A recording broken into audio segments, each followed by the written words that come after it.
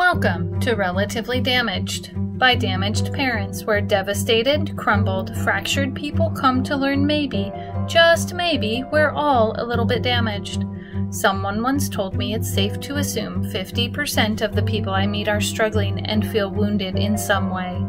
I would venture to say it's closer to 100%. Every one of us is either currently struggling or has struggled with something that made us feel less than, like we aren't good enough. We aren't capable. We are relatively damaged. And that's what we're here to talk about. In my ongoing investigation of the damaged self, I want to better understand how others view their own challenges. Maybe it's not so much about the damage. Maybe it's about our perception and how we deal with it. There is a deep commitment to becoming who we are meant to be. How do you do that? How do you find balance after a damaging experience? My hero is the damaged person, the one who faces seemingly insurmountable odds to come out on the other side whole. Those who stare directly into the face of adversity with unyielding persistence to discover their purpose. These are the people who inspire me to be more fully me, not in spite of my trials, but because of them. Let's hear from another hero. Today's topic includes sensitive material which may not be appropriate for children. This podcast is provided for informational purposes only and is not intended as advice. The opinions expressed here were strictly those of the person who gave them. Today we're going to talk with Laarni Mulvey. She has many roles in her life: sister, wife, powerlifter, and more. We talk about how her identity crisis started when she was 5, moved to the United States and had to put on shoes for the first time, and learn how to be Asian in America. Let's talk. Welcome, Laarni, to Relatively Damaged by Damaged Parents. It's great to have you here today. Thank you for having me. I appreciate it. Yeah, I was really happy before we started the recording. I got your name right on the first try. Yes, you did. And it's funny because there's like so many different variations of my name, but you got it. You got it. What are some of the other variations? I'm Filipino. And really, okay, so my name is spelled Laarni. The 2 A's right there used to give people a hiccup because really my name is pronounced Laarni. So I didn't actually get it right the way it was meant to be, right. But I got it the way you... But you got it. You got it. But yeah, that's like part of like the identity of who I was back in the day. You fight for your name. Your name is who you are. And coming from the Philippines to the States and becoming Asian in America, those 2 A's were not very helpful. Oh, wow. That's really interesting. Asian in America. I'm seeing the AA right there. Very interesting. Well, so you came on here to talk about your biggest struggle. Tell us what happened and when it started and all that. Yeah, just tell us that story. Yeah, so my story of personal struggle really took place when I moved from the Philippines to the US. And in the Philippines, that's where I'm a free spirit in general. It's been in me my whole life. So, running around with no shoes, in shorts, because, it's a tropical climate. Moving to the States, and the first thing that I really experienced as someone coming here, my grandparents picked us up from the airport, myself and my family, and my grandparents gave me shoes. It was the first time I had to put something binding on my feet. So first thought in my head was like, what are these?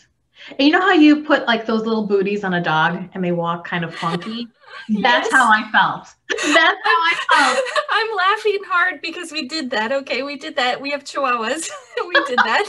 The front leg goes way up and then the back leg goes way up and they're walking like all teetery. Yeah. They're teeter-tottering and they just cannot find their balance. It was the funniest thing ever. That's how I felt. I felt like I was like, oh my God, what are these? And then I had to learn how to tie shoes. So like the shoes that were given to me were the Velcro strap ones. But like when I felt that, like that first thing was like the first sign of like my conformity. being that Asian girl in America. I mean, I'm 44, so this was like back in the 80s, and there wasn't much for me to like know about when it came to figuring out who I was, because now is like a transition from being Filipino to being Asian American to being Filipino American. And like those standards, that's when it all started, was when I put those shoes on. And then the clash of my cultural standards versus American standards. And then where did I fall? Where did I fall? How did I find out who I was? So at 5, you're already confused, and you could identify with that at 5. What was that feeling like inside of you? It was confusing. It was like that excitement confusing because I'm in a new place and new experiences. I was like, oh yeah, cool, it's America. But then I started realizing all the like, don't do that. You can't do that. You're only like 4 foot. You can't do that. It was like all these no's started coming at me. So you didn't get that in the Philippines? No, because it was like in the Philippines, we had like my sister and I had like nannies that, they played with us. We, you just go outside your door and play and be free spirit, like climb the trees, everything. When I came here, and we came straight to the Chicagoland area, and it was like, you can't go out in the front yard. You're not supposed to. You can't cross the street. You're not supposed to. You have to ask to go to the backyard. It was like those like troubling thing, it was like all these lines were drawn so quickly from the transition that it like confused me. Like I was confused because I'm like, well, I used to be able to do that. Why can't I do that now? And it was disheartening. Yeah, and it sounds like when you were in the Philippines, you could go outside and investigate and be curious. Curiosity was really important. So then you came here and there's rules and guidelines and you kind of have to live inside this box. Yes. That box there drove me to a lot of anger, a lot of resentment, a lot of bitterness growing up, because it's like I would see, okay, so we didn't really have television in the Philippines. I mean, we did, but I don't really recall like seeing a lot of stuff on TV. But now in the States, we're inside more, or I'm inside more. And what's our pastime? Watch TV. What do I see on TV in the 80s? These shows that, like the slender blonde daughter, the family that like is so happy and loving and good job, buddy, like those kinds of things. You're reminding me of Leave It to Beaver. I just aged myself. I mean, it's like that. Those kinds of programs are the ones that I grew up with, and I didn't see myself in any of them. Ooh. But then I started comparing myself to them. Okay. I started comparing my life to them. Why can't I have a dog? Why can't I do this? How come they look like that and I don't look like that? And it was really, I mean, because every show was like almost the same, different title, but it was the same visual look that I kept seeing all the time. So did you want to like physically change yourself somehow? Yes. And we were talking before we were like doing this. We're talking about my name and how I fought for my name. The 2 A's in my name, there's supposed to be like a little pause there. It's supposed to be Laarni. But the first time I introduced myself at a school, they never heard the LA part. They always heard the end part. And that was, like Sesame Street was really popular. And so like the Bert and Ernie skits were there. So they would always call me Bert and Ernie. Oh, wow. So I would be like, right now you see my eyebrows are totally like beautiful in shape. I mean, I had the unibrow. Call me Ernie all the time, or Bert and Ernie. And little stinkers, they're so mean. So what is my first experience getting bullied about my name? Oh, wow. Your first experience in the, well, no, the very first one was getting shoes, but your first experience with other kids, it sounds like, was the name. Yes, was the name. So, and this is, now, were you in a school that had a good mix of people, or of different, was it diverse, or were you in a school that was not diverse? It was they called it a magnet school, and I don't know if they have it I don't even know if they have them still. A magnet school is like there was no boundaries. Like if you can get bussed in, you were able to come to this school. And it was very interesting to be able to, like, I see the diversity, which is the first thing that I really did experience, diversity in school, because coming from the Philippines, we all looked alike. But then now going to an American school, it was like a ton of different people, which is cool to me. But so you found it exciting. It wasn't weird. It was cool. It wasn't weird. Like I was like, cool, Yeah. people, hey, whatever. But it was just my name. Got it. It was just so difficult to fight for my name and be like, it's 2 A's, it's Laarni, and it's just like eventually now everybody calls me Laarni, and it's that fight for my name that is like, I give up, just call me Laarni. So would you prefer if people called you Laarni? Did I say that right now? Yeah. Okay. I haven't heard it said that way in such a long time that I don't have a preference. Got it. And I don't correct anyone unless they really butcher my name. Okay, that's a totally different story. But like really, it's like I've transitioned the Laarni to Laarni. But like my identity is to Laarni, but it's like a different level of my identity. So okay, explain that to me, because I really don't understand. So Laarni is the shy girl who really wanted to bust out, to who really, who she was, who she wanted to be. And it really, that Laarni brings back like days of being really angry, being really unknowing of who she was, being depressed, being suicidal. And it's almost like once I transitioned my name to Laarni, it was like at a different level of my life where I wanted to build a different me. Got it. Okay. Yeah. And the different me doesn't mean like I let go of Laarni. Like I've used those lessons from back in the day to build who I am now. So that's why I don't let go of her. I keep her alongside with me, but I don't let go of her.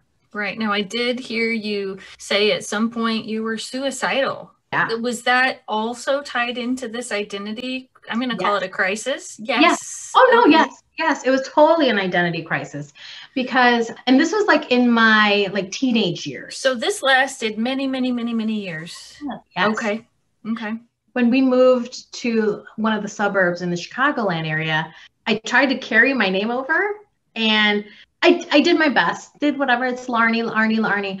But then when I got in my teenage years, those are the teenage angst years. That's when we're really like searching for ourselves. But I've been searching for myself since I got here. Right. Because whose life was I living? I was living my parents' life that they wanted me to be. I was living the American standard of, you're Asian, don't ruffle too many feathers.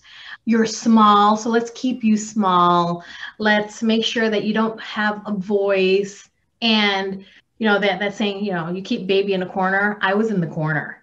Well, and I'm thinking maybe your parents or grandparents or whoever's teaching you this, or even if it's just the world, maybe it was partly the world, but I'm thinking the be quiet and other things like that came from your parents. And I'm thinking maybe they were thinking this is what's going to help you stay safe. I don't know. What are your thoughts on that? Yes. Yeah. So that's like the protective aspect of parents want to protect their kids.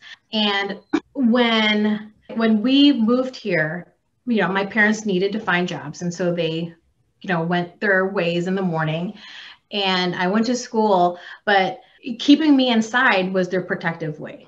And I am so grateful for that, because honestly, like if they didn't protect me in that manner, I would probably have been in front of a car somewhere, because I'm like running all over the place. Who knows? But that identity part, that identity crisis it found me through high school, but it hit me really hard. So what's happening at this time in high school when you're feeling like you're having those suicidal thoughts and things like that? What's going on? So I've always had like a lot of energy. And this is the time like I was seeing a lot more athletics on TV. Like I was really into like tennis and watching them on TV. And I was like, you know what? I want to be an athlete so bad. And as a kid, I was running around. I knew I was an athlete when I was younger, and I really wanted to be an athlete in my teenage. I wanted to play sports, and I wasn't allowed to. Yeah. The protective side of my family. And also like in the Philippines, it's like girls in sports wasn't something supported, or it wasn't something like that was important. Well, and academics was number one. Right. But also I think that women were just really starting to break out into this stuff starting 60s, 70s, 80s, early 90s, I think is when you were probably in high school, right? Yeah. So that would have been a really new concept, especially since you only came at 5, when gender, what's the word I'm looking for? Where the gender roles are so defined by what a man does and what a woman does. Okay.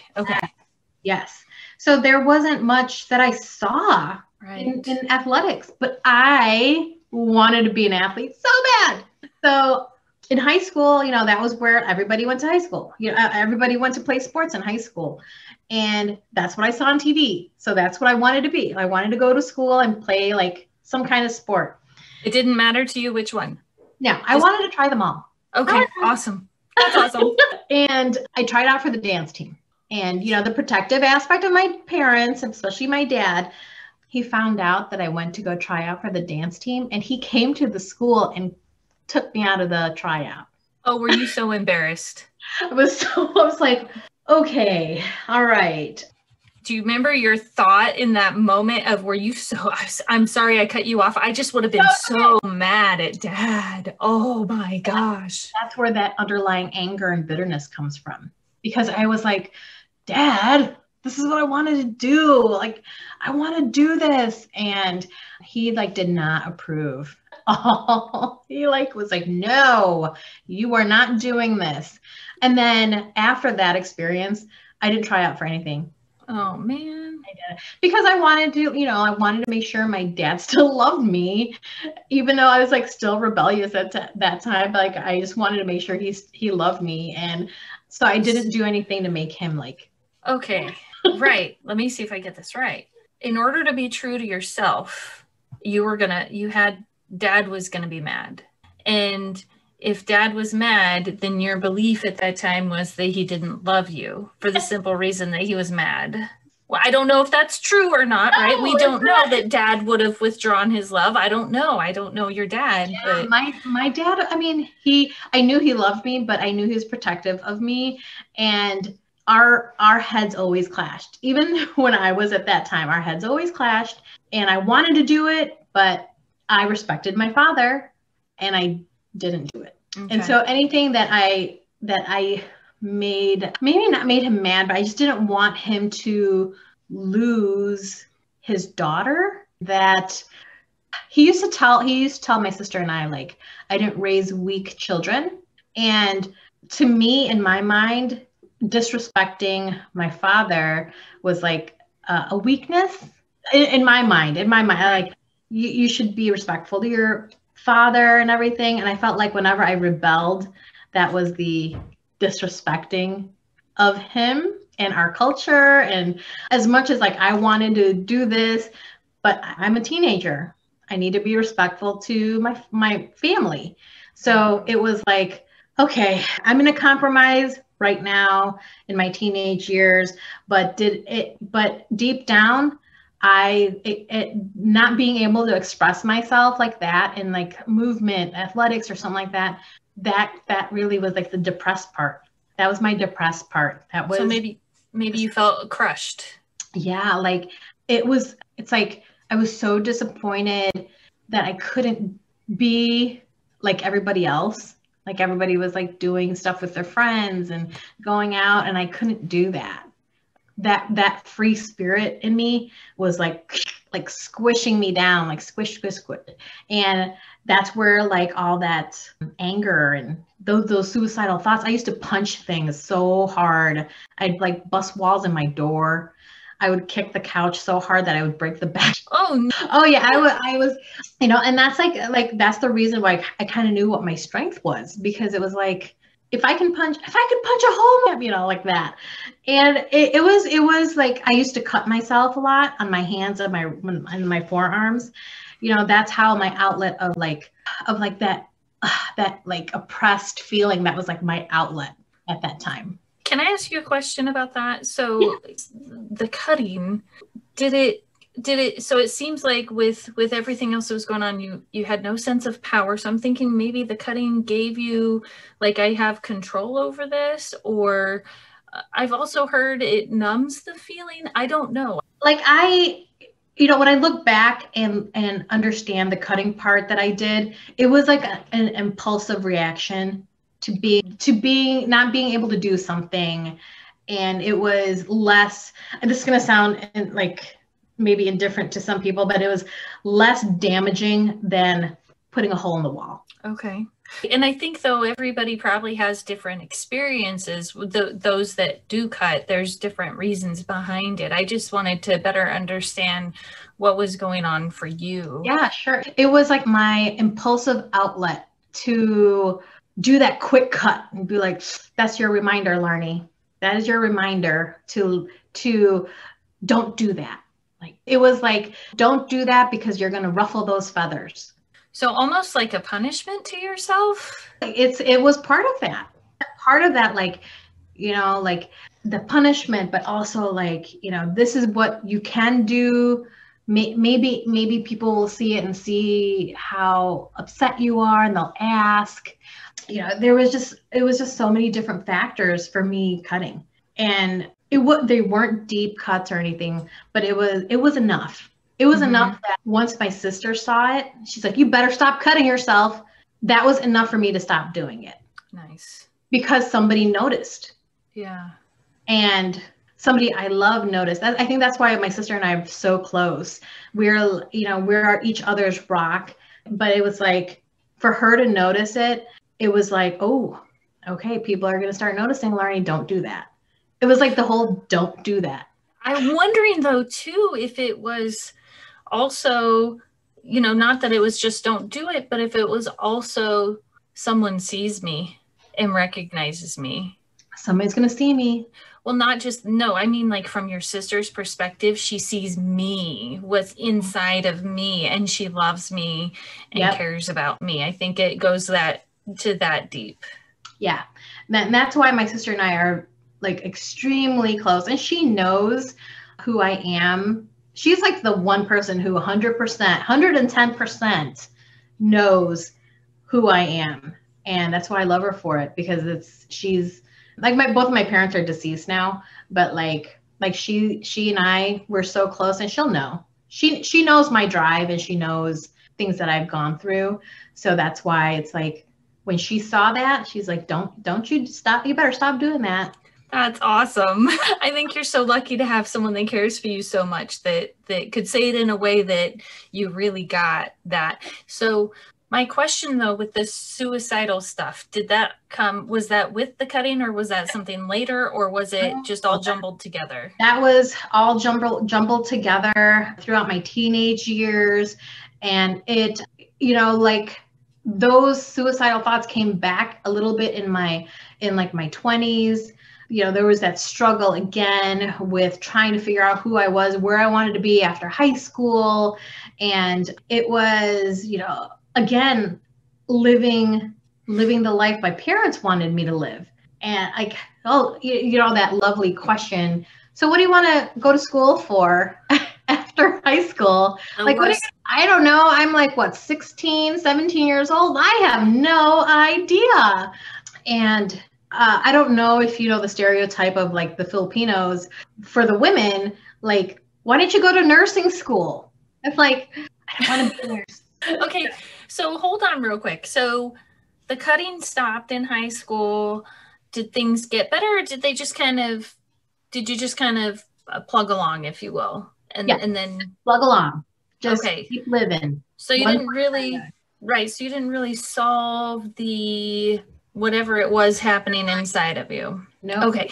So then you get into your 20s. Yeah. And so you get into your 20s and you've got this college thing happening, and all of a sudden it's like, again, these feelings come up for you. Oh yeah. Okay, so tell us maybe a situation or what happened and all that. Oh dear. This is like a great situation because still living my parents' expectations, minus the nursing school. So like it was all these, hey, look, why don't you try this? Because that's going to be a popular industry like that. Got it. Drop in my first relationship with a guy. Oh, now this is getting interesting. First relationship with a guy.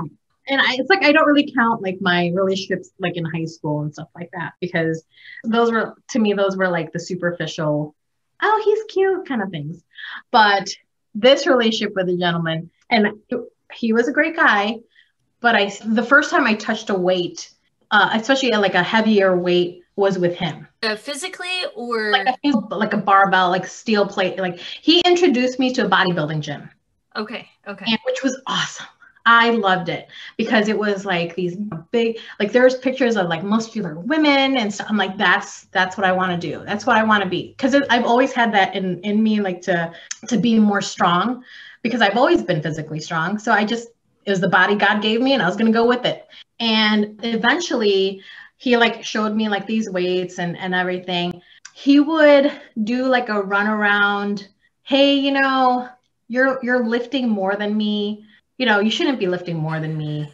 Kind of like that. I should not be chuckling, but I'm picturing this in my mind, and the insecurity that he probably had, that you're so strong. I'm trying to think of what might be going on in his mind besides she's stronger than me and I'm supposed to be stronger than her, if we're basing it on society's ideas. Yeah. And there's the identity crisis. The second head of the identity crisis for Laarni. Well, I want to be this strong physical woman with muscles and everything. He doesn't want me to be like that. So what do? I try to make myself as small as possible to be the one that he likes. When you say make yourself as small as possible, what does that mean? What did you do? So I would lift the lower weights. I would try to get myself as slender as possible. So I was watching what I was eating. I was doing the whole, hours and hours of cardio to be smaller.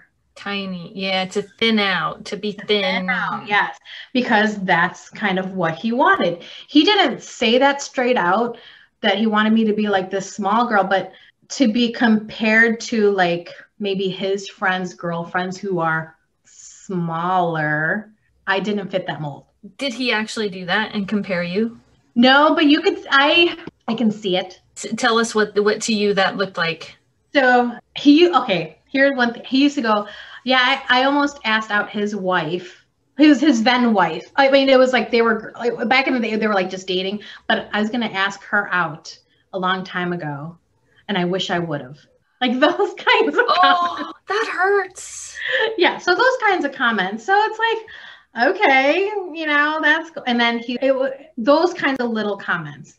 So it just got worse. You've got this identity crisis. You found that you enjoy the feeling of lifting weights, and now so you go against that gut instinct of yours. And additionally, I don't think belittled is the right word, but you're getting these little digs here and there.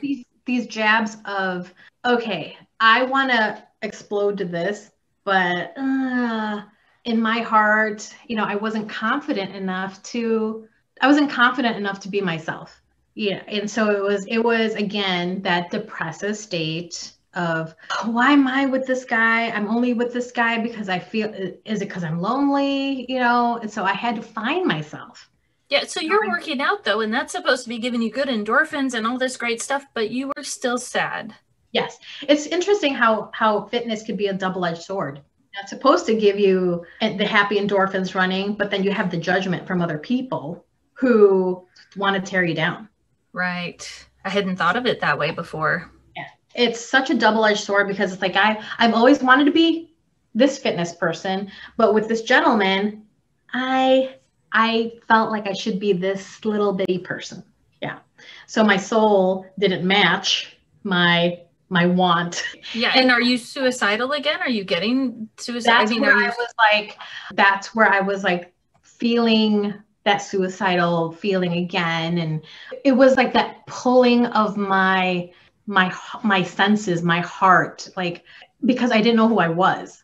Right. You know, so how did you start figuring that out? How did you start climbing out of this crevice, if you will? So after that relationship ended, I told myself, I'm like, you know what? I'm going to find my confidence. I'm going to be confident.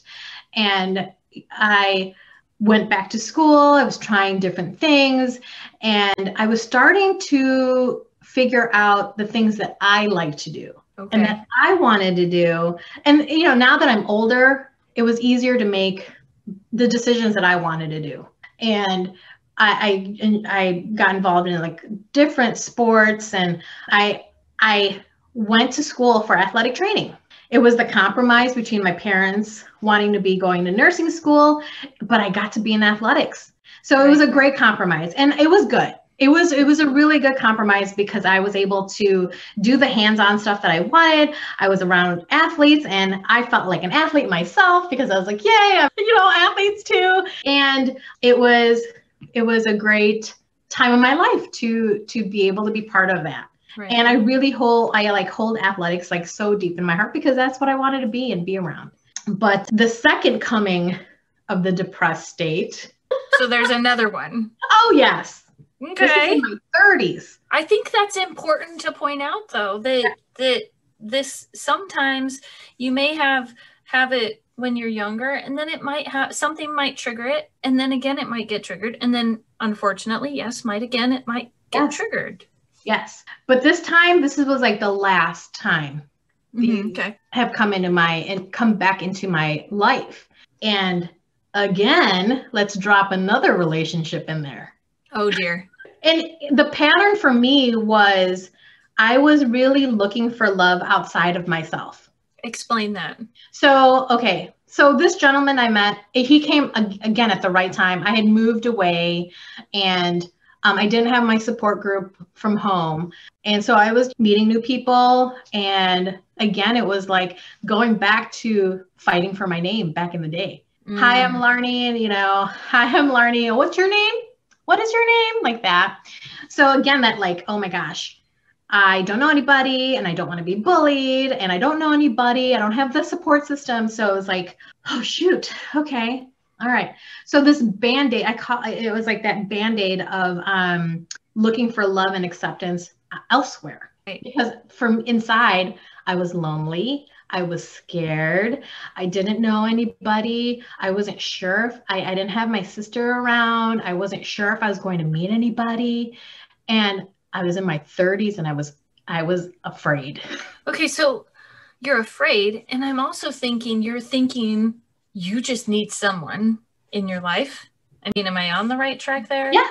It's part of that loneliness that I had. That loneliness that I just didn't have like a connection with anybody because I didn't know anybody, and I couldn't call somebody and be like, hey, let's go and have a beer or whatever. It was like there was nobody I could call because there was nobody I knew. And you still kind of needed someone to say to you, you're okay, you're good enough, you're this, you're that, to validate who you were. Yeah.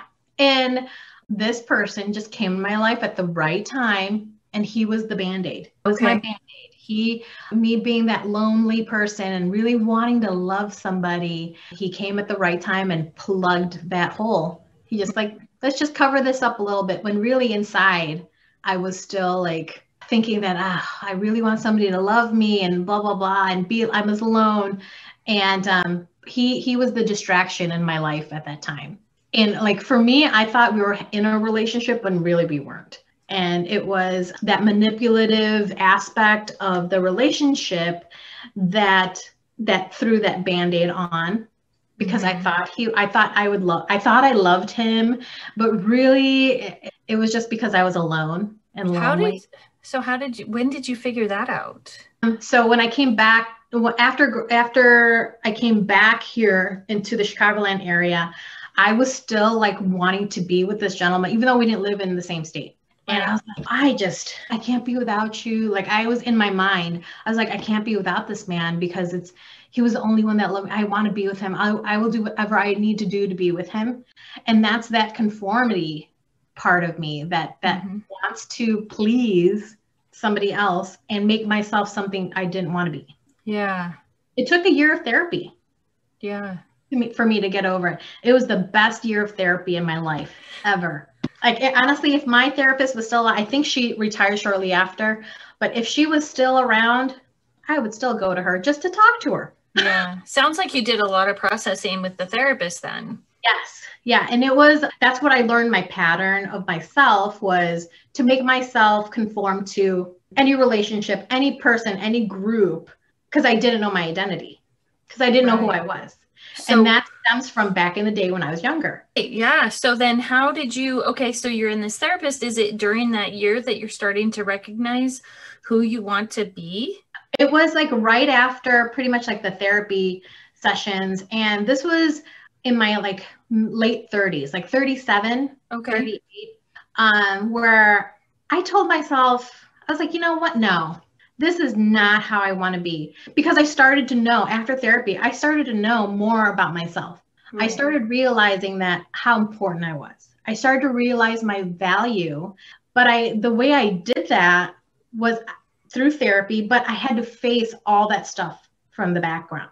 I had to face I took that inner inventory of myself of like, what is holding me back? Is it cultural? Is it, growing up the way people expected me to, and I didn't?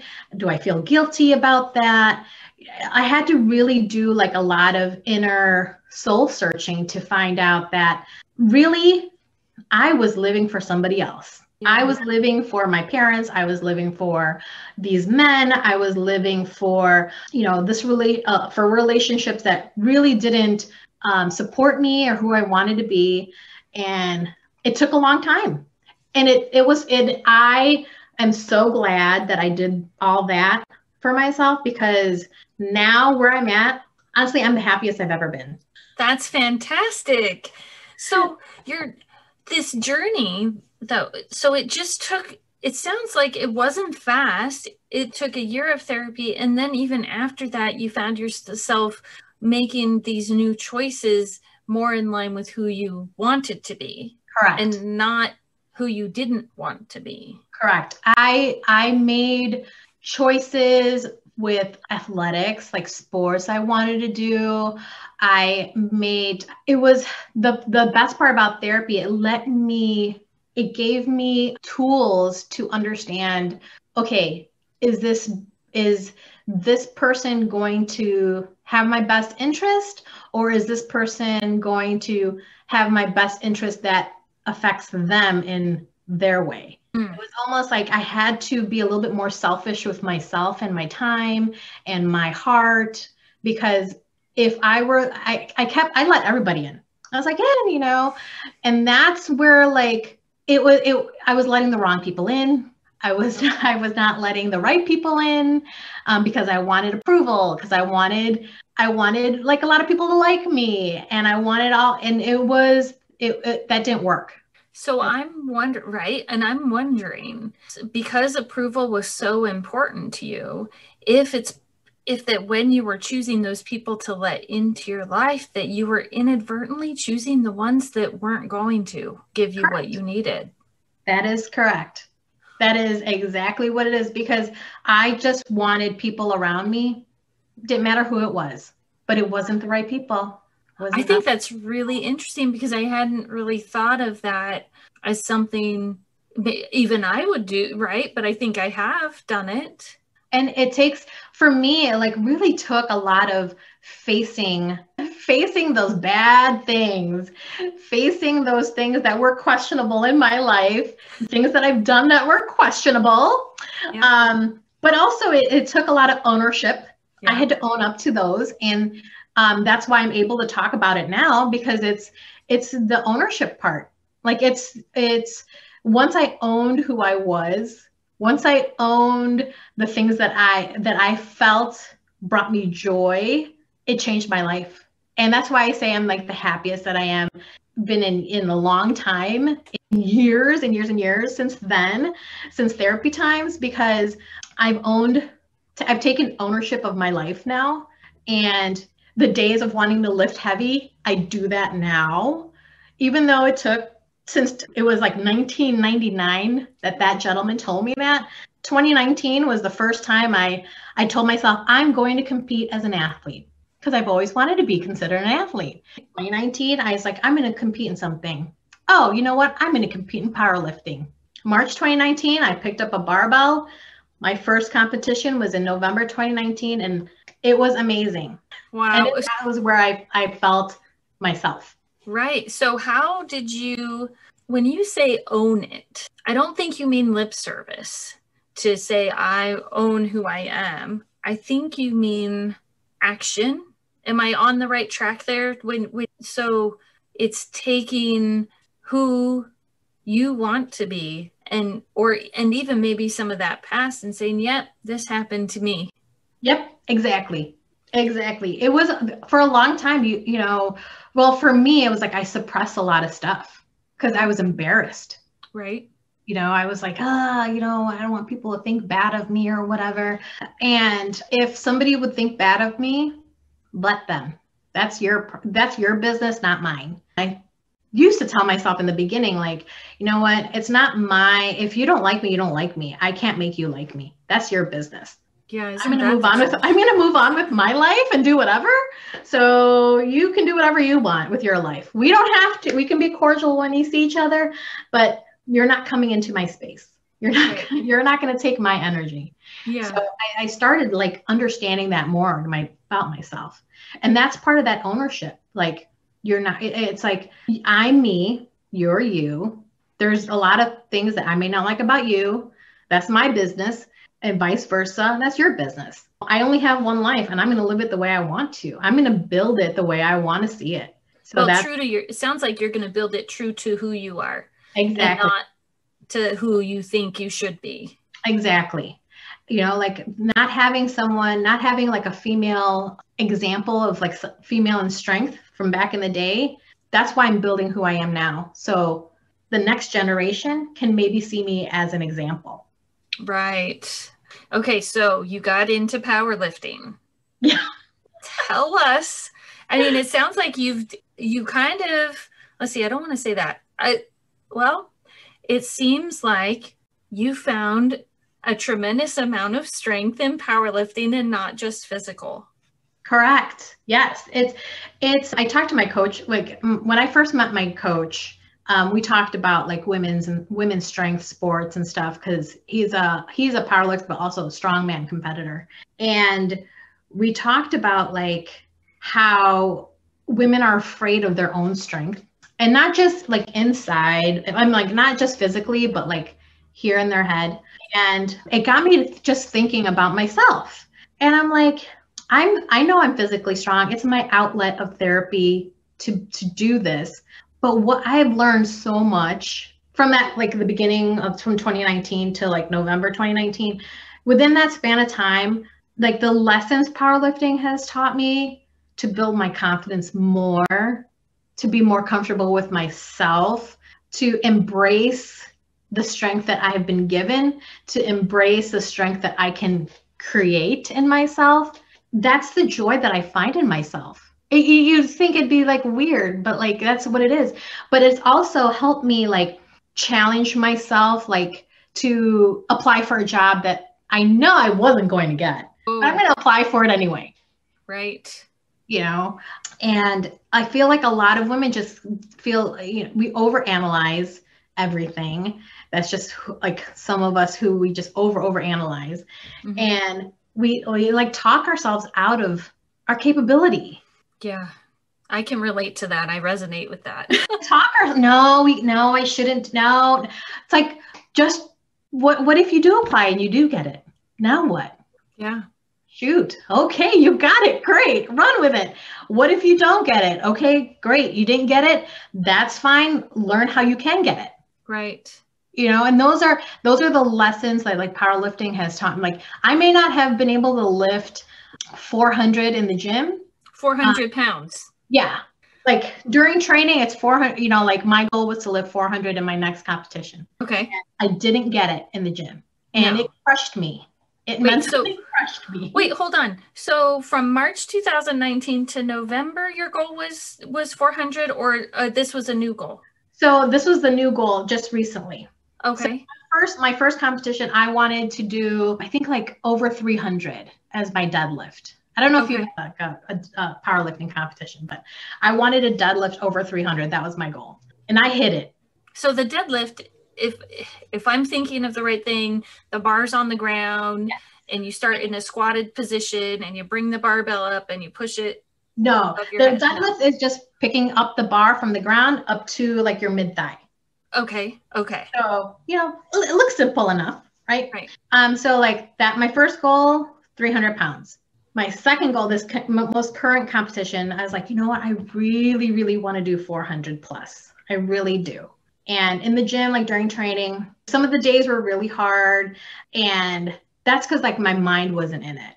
I was going through some like employment things and everything. So it really matters where you are mentally, like all sports.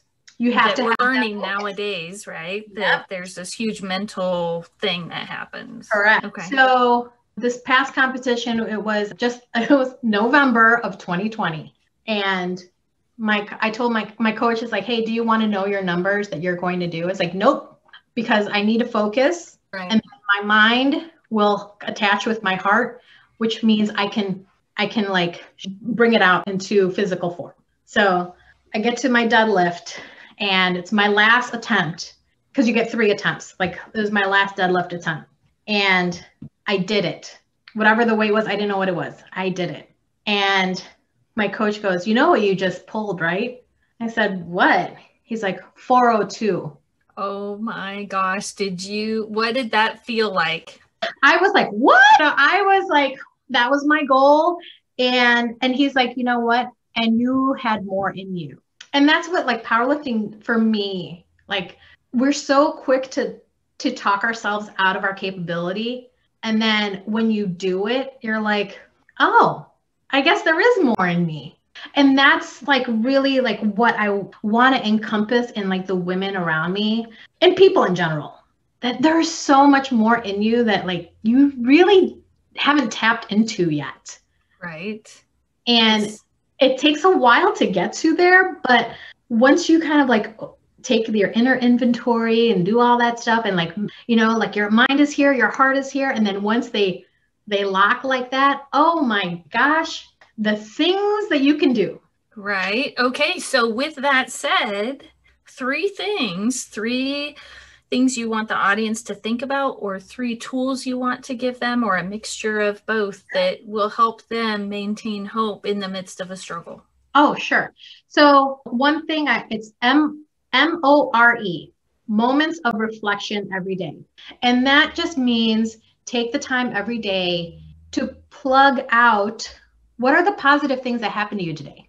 Because it's so easy to go to the negative, oh, this happened. But like do the work to find your positive moments and then live in that moment, like soak in that moment, because it may never happen again, or it's something that there's either a big old lesson in it and you learn from it. Yeah. So take those moments of reflection every day, take like a minute, just to kind of like sit and just be like, yeah, that was good. That was good today. That was good today. And I learned that a little bit from powerlifting too, like every day is not going to be a good day when you're training, but what was good about training? I did this other exercise, great. Yeah, so like those things that take those moments of reflection every day. And also understand that there is greatness inside of you and you have to outperform and outgrow any standards that were set upon you. That's how I did it. That's how I found my greatness. I had to outperform and outgrow this box that people were trying to put me in. And I'm sorry, they just couldn't. Thank goodness, right? Yeah, they tried, but it just didn't work that way. And know what gives you joy. Like know what gives you joy, because it's why live in no joy? Like live in the joy that you have. And that's why I feel like I'm like the happiest in my life now, because I'm doing things purposefully that bring me joy. Like I don't want to do anything that makes me feel miserable. There's already enough of that to choose from. I mean, really looking for that joy and finding that joy is the hardest part. Yeah, So I agree. Those are amazing. Thank I'm you. so grateful that you found your strength, that you found the values of who you are, and that you're living to those standards, and that you're willing to share that, because I think that's the purpose of this podcast, is to share hope and to say, you know what? Yes, you might be there right now. And guess what? It's possible. All I need to know is it's possible. So Yes. thank you.